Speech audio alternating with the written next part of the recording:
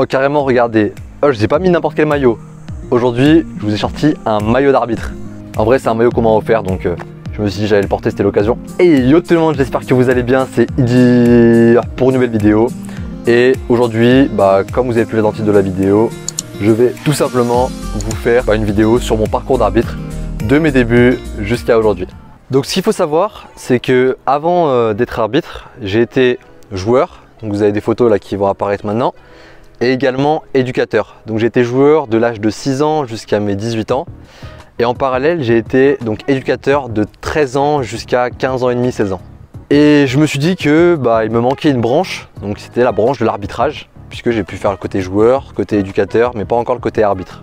Donc j'ai demandé à mon club de m'inscrire à une formation initiale arbitre. À la base, j'avais juste comme optique de découvrir ce qu'était l'arbitrage. Je ne m'étais pas dit que j'allais me lancer à fond là-dedans. Et je me suis donc inscrit à la formation initiale d'arbitre qui a eu lieu en fin décembre 2018. Donc c'était 4 jours pendant lesquels on devait justement apprendre l'arbitrage. Donc les 3 premiers jours, c'était fait pour pouvoir apprendre les lois du jeu. Donc on était notamment très axé sur la loi 11 du hors-jeu et la loi 12 par rapport aux fautes et incorrections, qui sont les lois qui sont le plus important lorsque l'on démarre l'arbitrage. En 3 jours, c'est quand même assez compliqué déjà d'apprendre 2 lois, alors imaginez si on devait apprendre les 17 lois du jeu. D'ailleurs, on en parlera après, je compte vous faire des vidéos par rapport à ça, des vidéos dans le but de vous aussi vous informer et de comprendre pourquoi les arbitres parfois prennent telle ou telle décision, mais ça on y reviendra plus tard. Et donc le 4e jour, c'était le jour de l'examen, puisqu'à la fin nous avons effectivement un examen à passer. Il ne suffit pas de faire les 4 jours, enfin les 3 jours où on apprend justement la loi 11 et 12 pour pouvoir devenir arbitre. Donc il y a 2 composantes au niveau de la note finale. Il y a le côté note de stage, c'est-à-dire votre participation. Est-ce que vous étiez questionnant? Est-ce que vous étiez curieux? Est-ce que vous répondiez bien? Est-ce qu'il y a eu une évolution sur les 3-4 jours? Et également la deuxième partie, c'est uniquement l'examen du 4e jour, pendant lequel on a des QCM. Donc on nous pose une question, il va falloir y répondre correctement. Des définitions à donner. Et également des situations vidéo auxquelles il va falloir répondre sur feuille. Donc par exemple, les questions qu'il peut y avoir, ça va être, on va avoir une situation où on va avoir quelqu'un qui pousse quelqu'un d'autre. Et en l'occurrence, l'arbitrage, c'est beaucoup de terminologie. C'est-à-dire qu'on ne va pas dire qu'un joueur est rentré dans un autre, mais qu'un joueur a chargé son adversaire. Donc voilà, c'est beaucoup de terminologie comme ça, mais c'est très important de l'avoir, puisque par la suite, en tant qu'arbitre, on a des rapports à rédiger et tout. Donc savoir s'exprimer correctement est quelque chose d'important. Et au niveau de la note finale de stage, il faut avoir plus de 30 sur 60 avec au moins 15 sur 30 à la partie note de stage et au moins 15 sur 30 à la partie examen. Si une des 3 conditions n'est pas remplie, vous êtes recalé à la session d'arbitrage, donc vous ne pouvez pas être arbitre à cette session-là. Il va falloir se représenter à une autre session pour pouvoir espérer devenir arbitre. Donc en l'occurrence, j'ai réussi à valider moi mon titre d'arbitre stagiaire, puisque en fait on n'est pas officiellement arbitre, on est arbitre stagiaire. Je vais vous expliquer juste après quand est-ce qu'on devient arbitre officiel. Donc voilà, moi alors à mon époque c'était il y a 3 ans. Donc j'ai eu 42 sur 60 avec 22 sur 30 à la partie note d'examen et... Non, 22 sur 30 à la partie note de stage et 20 sur 30 à la partie examen. J'ai pas eu une super note à la partie examen parce que je m'étais emmêlé les pinceaux, j'ai pas suivi, comme c'était les questions sur la suite, je me suis perdu et bref du coup j'ai perdu pas mal de points sur ça.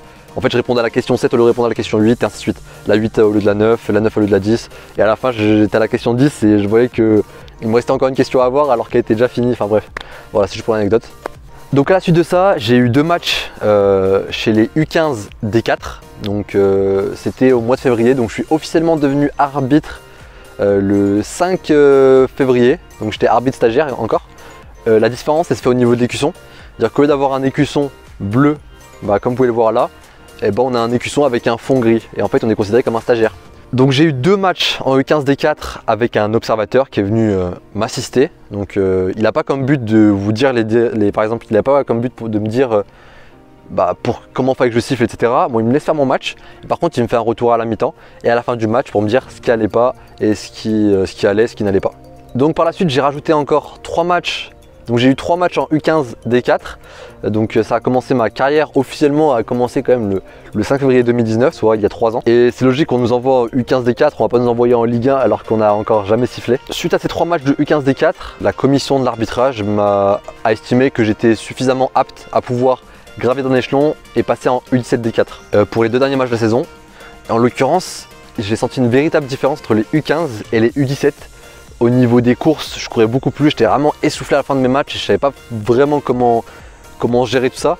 Ce qui est logique puisqu'après une formation de 3 jours, on axe vraiment sur la théorie et pas forcément sur la pratique. Donc c'est vrai qu'il y a des choses qu'on va apprendre par la suite par nous-mêmes. Donc la saison s'est terminée et 5 mois après, donc au mois d'octobre, enfin septembre-octobre, je suis officiellement devenu jeune arbitre district puisque j'ai passé l'examen test physique puisqu'on a un test physique à réaliser. Il faut réaliser 15 allers-retours de 67 mètres si je ne me trompe pas à une vitesse, enfin il faut réaliser 67 mètres en moins de 10 secondes. En 10 secondes je crois. Enfin voilà, faut que je vous retrouve, je vais corriger si jamais je me suis trompé. Et au mois d'octobre, en fait, on m'a proposé d'intégrer ce qu'on appelle le groupe promotionnel. Moi, dans un premier temps, j'ai refusé puisqu'en parallèle, j'étais en prépa. C'était assez compliqué en fait de trouver du temps. Et finalement, on me l'a reproposé au mois de février 2020 et j'ai accepté puisque finalement, je me suis dit que le temps, on le trouve toujours. En fait, il faut faire des efforts des fois et j'avais envie de m'impliquer plus dans l'arbitrage, je pensais en avoir les capacités. Donc le groupe promotionnel, c'est quoi?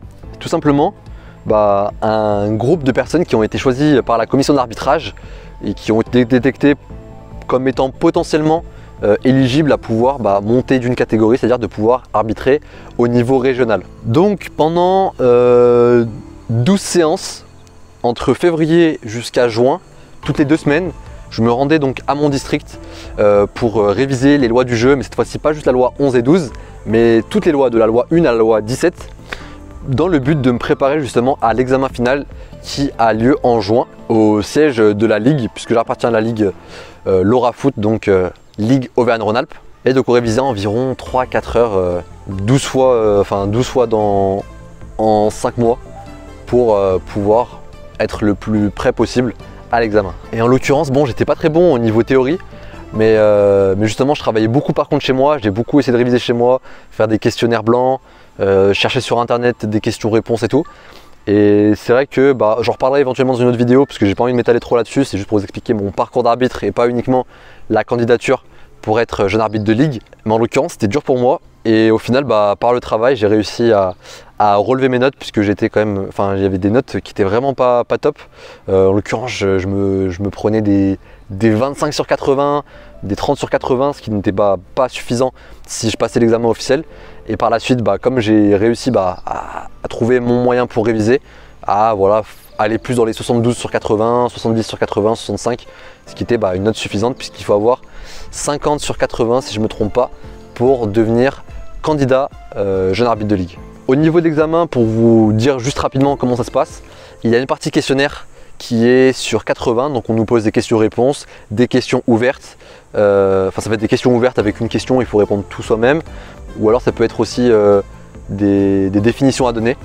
Et ensuite on a la partie rapport, donc ça veut dire qu'on nous montre une vidéo, une situation vidéo, et nous allons devoir, par nos termes, et utiliser les termes techniques corrects pour expliquer la raison pour laquelle on a mis un avertissement ou bien une exclusion. Et donc j'ai validé la partie théorie, donc j'ai eu, si je ne me trompe pas, 75 sur 100, donc j'ai fini 9e sur 43 de la promo. Et j'ai rajouté, donc je suis devenu officiellement candidat jeune arbitre de ligue lorsque j'ai réussi mon test physique où il fallait réaliser, comme je vous ai dit juste avant, il y a un test physique de jeune arbitre district, là il y avait un test physique de candidat jeune arbitre de ligue, 15 allers-retours pareil, sauf que cette fois-ci ce n'est pas de 67 mètres qu'il faut le faire, mais de 70 mètres. Et une fois que j'avais réussi ce test là, je suis officiellement devenu candidat jeune arbitre de ligue. Tant qu'on ne réussit pas la théorie et le test physique, nous ne sommes pas officiellement candidat jeune arbitre de ligue, mais aspirant candidat jeune arbitre de ligue. À partir du moment où j'étais candidat jeune arbitre de ligue, je pouvais donc arbitrer en U17 nationaux à la touche en tant qu'arbitre assistant numéro 2, en U16 R1, en U18 R1 et également en U18 R2 et en U20 R1 mais à la touche. Et lors de cette année, donc en 2022, donc entre février et mars 2022, j'ai réalisé donc mes 3 observations. C'est-à-dire que tant que je n'ai pas fait mes 3 observations avec plus de 15,05 sur 20 de moyenne sur mes 3 matchs, je ne suis pas officiellement jeune arbitre de ligue. Mais heureusement pour moi, bon, j'ai appris du coup que je suis officiellement jeune arbitre de ligue. Pour faire un peu le bilan de mes 3 observations, donc le premier match que j'avais fait, j'ai pas vraiment assuré. Voilà, en tant qu'arbitre, bah, ça arrive, hein, nous sommes humains, de pas forcément réussir un match. Donc je n'ai pas faussé la rencontre ou quoi, mais en termes de comment ça s'appelle, de charisme, en termes de décision et au niveau de la personnalité, je n'ai pas été très bon sur ce match. Puisque c'était mon premier match observé, ça faisait longtemps que je n'avais pas été observé et ça m'a mis un peu un électrochoc d'avoir ces remarques-là que j'ai pu directement corriger sur mes 2e et 3e matchs qui ont vraiment été bons et surtout que les matchs étaient beaucoup plus tendus entre guillemets.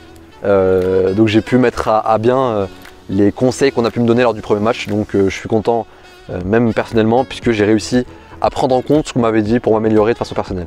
Donc voilà, je suis officiellement jeune arbitre de ligue et maintenant je vais pouvoir donc arbitrer en U20 R1 en centre, en senior R3, en arbitre assistant numéro 2 en 19 nationaux et également en senior R2. Donc ça va dépendre en fait de la ligue, c'est-à-dire que moi par exemple si je change de ligue demain, c'est un coup, je pourrais arbitrer des niveaux supérieurs alors que dans ma ligue je peux arbitrer voilà, où je m'arrête entre guillemets. Donc voilà pour mon parcours d'arbitre. Si vous voulez savoir, j'ai arbitré 60 matchs depuis que j'ai commencé. Donc depuis le 5 février 2019 jusqu'à aujourd'hui, j'ai arbitré 60 matchs officiels. Donc ça fait quand même bizarre de se dire que ça fait déjà 60 matchs parce que vraiment le temps passe vite et de me dire que ça fait plus de 3 ans que je suis arbitre de foot. Puisque voilà, les matchs on les enchaîne et on n'a pas forcément le temps de compter et tout. Mais là voilà, j'ai pris le temps de compter le nombre de matchs que j'avais et franchement c'est quand même impressionnant de se dire que voilà, j'ai arbitré 5400 minutes minimum, 90 x 60, voilà, calcul mental, rapide, efficace. Et voilà, donc ce qu'on peut me souhaiter par la suite, c'est que je puisse encore arbitrer le plus longtemps possible et que je puisse éventuellement monter par la suite. De toute manière, je vous tiendrai informé. Sur ce, j'espère que la vidéo vous a plu. Si vous avez des questions, n'hésitez pas à me les mettre soit en commentaire, soit m'envoyer des messages sur Instagram. Et sinon, je vous dis à bientôt, prenez soin de vous et à la prochaine. Allez, ciao!